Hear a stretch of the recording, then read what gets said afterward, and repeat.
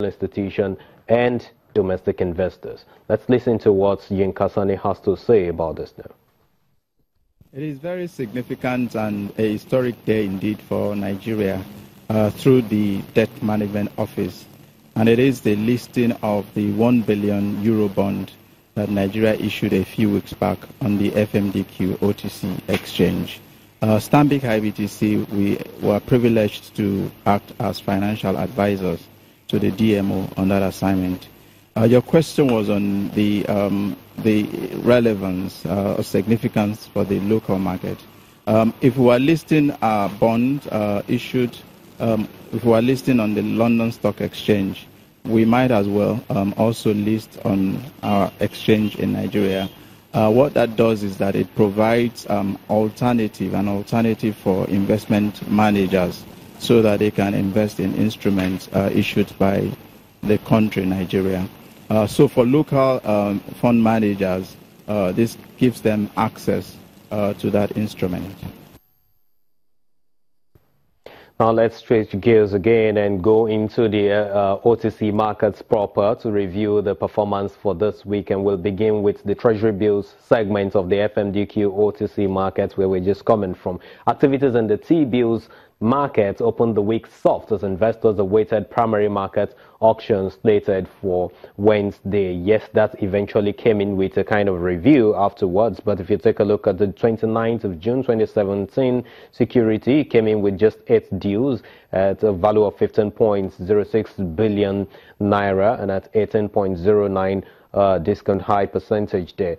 The total deals of what was traded on that platform yesterday, Friday, was 36, and total value came in at 39 billion naira.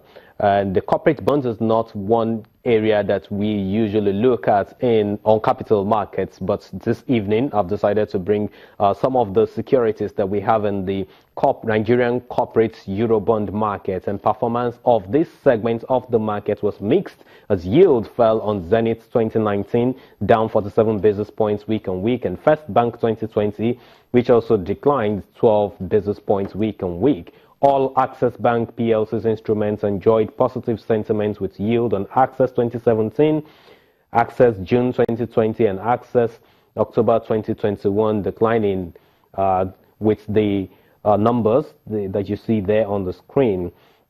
But on the flip side, sentiment was apparent on the Fidelity 2018, up 8 basis points week on week. Guarantee Trust Bank's 2018 Eurobond is up 12 basis points week on week, and Diamond Bank 2019 also inched higher by 29 basis points week on week, I beg your pardon. But generally, the Diamond 2019 and Access Bank 2017 Eurobonds remain the best and worst performer amongst the Nigerian corporate Eurobonds, with year-to-date returns of 13.2% and 0.1% respectively. Let's go to the NASD OTC, where USI improved by 4.15% to 612.50. The market capitalization came in at 414.49, with volume, value, and trades in terms of year-to-date performance having that record that you see there on the screen.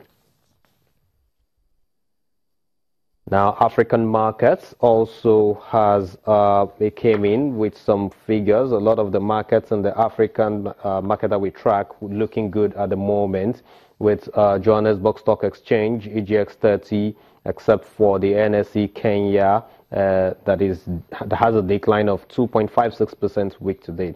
The Ghana Stock Exchange is up 0.74%. And let's quickly take a look at the NSE markets. All share index declined by 0.94% to 25,012.08, with market capitalization put at 8.65 trillion naira. We take a look at the gainers, where we have 24 equities appreciating in price versus 24 others depreciating, and Nestle topped the charts for the gainers, coming ahead of Okomo Oil and Vitafoam, which is we came in with 9.88%. Top loser is United Capital and Cadbury, coming ahead of 7-Up. In terms of top traded sectors, it's the financial services, consumer goods, and conglomerates that we have posting those numbers that we have right there on the screen. Now, this week saw the listing of the nation's $1 billion Eurobond on the Nigerian Stock Exchange and the FMDQ OTC Securities Exchange. In all this, the concern is how the domestic trader will benefit from the listing. Joining us now to discuss this concern is the head of research at FSDH Merchant Bank, Mr. Ayodele Akinwumi. Thank you very much for coming again on the program. Thank you very much, Temple, for having me. So the major or concern, not a problem, so to say, but the challenge is the fact that a lot of our traders do not seem to have the capacity to be able to trade on dollar-denominated bonds. Yes, that's a good concern, actually. I mean, really concern, because Nigerian legal tender is Naira. But then Nigerian has gone to issue Eurobond, that is a bond that is denominated in another country's currency, right. Dollars in this instance. But I think this is the first time we do this, and it's very positive for the Nigerian market. There are still some institutions in Nigeria or individuals who have access to dollars, and this gives them the opportunity for them to buy in it and have access to earning higher returns on their dollar investment. So what kind of strategies can they basically absorb now to help to brace up for this challenge? I mean, it's just for them to talk to the brokers.